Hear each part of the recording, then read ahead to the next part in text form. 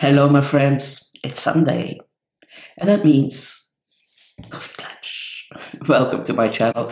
If you are used to coming here on Sunday, I have my Coffee Klatch. And Coffee Klatch is a Flemish word that means that I invite you over for a coffee, and we talk about the past week. So it has been a quite eventful week. The house that I'm renting and I'm living in is for sale. And yesterday we had an open house.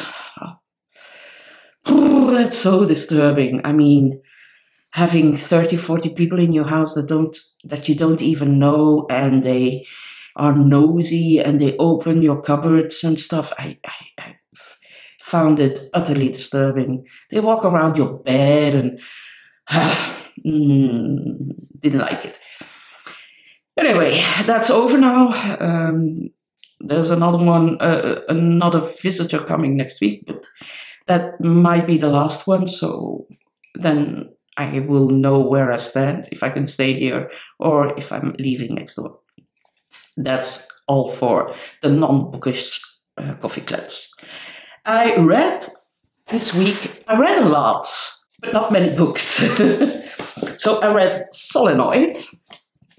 Solenoid is by the Romanian author Mircea Cartarescu, Mircea Cartarescu. Solenoid is not your average book. So I really have to digest the book. It's engrossing, it's gross, it's fascinating. There are beautiful written parts in it. There are parts I don't know if they were necessary. So yeah, I still have to digest it a bit. I am not sure if I liked it or if I found it genius. Readers. And I finished this week also A Tip for the Hangman by Allison Epstein.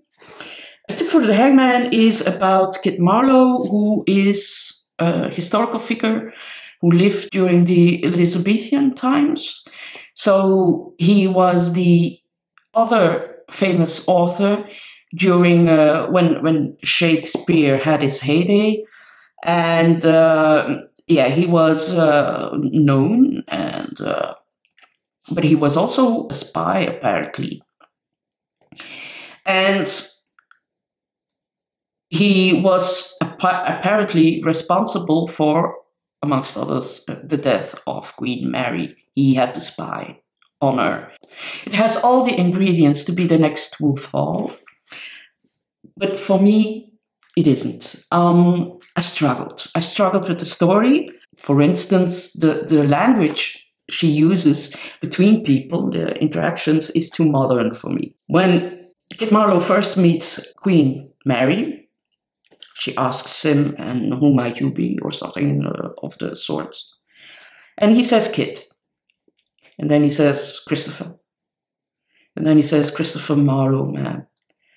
Now, that could be possible in modern day, but not even that. You would, even if you would meet now a king or a queen or a president, you would say your full name. You wouldn't say your nickname.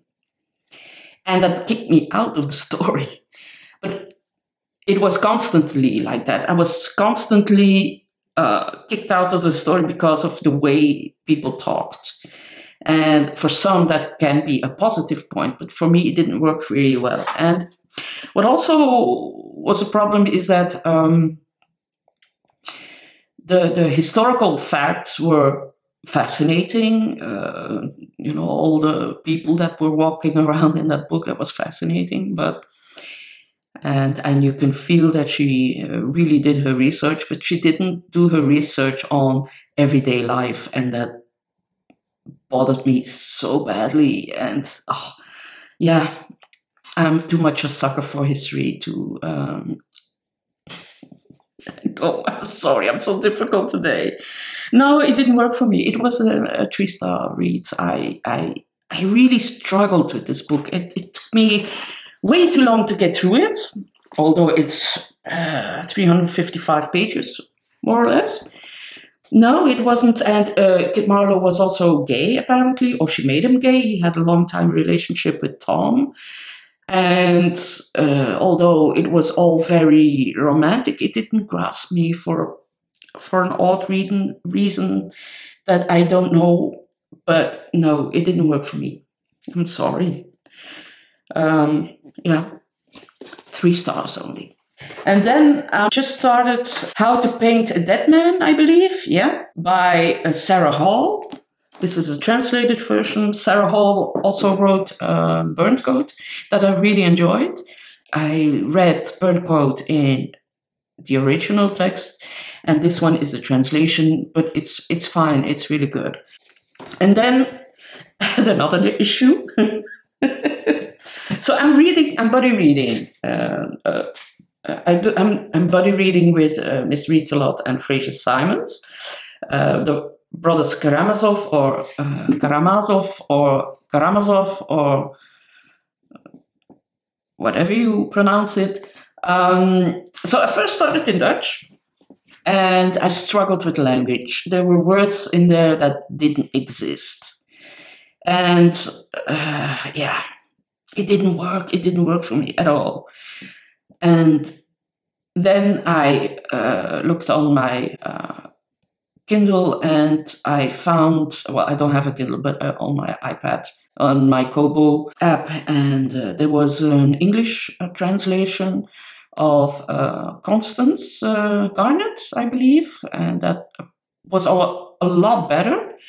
And then I also found one of Macduff, and that was great. That really worked for me. It made the story a lot more easier to read and to digest. And as I'm 200 pages in, and I flip sometimes between the Dutch and the English and go back and compare the 3 translations.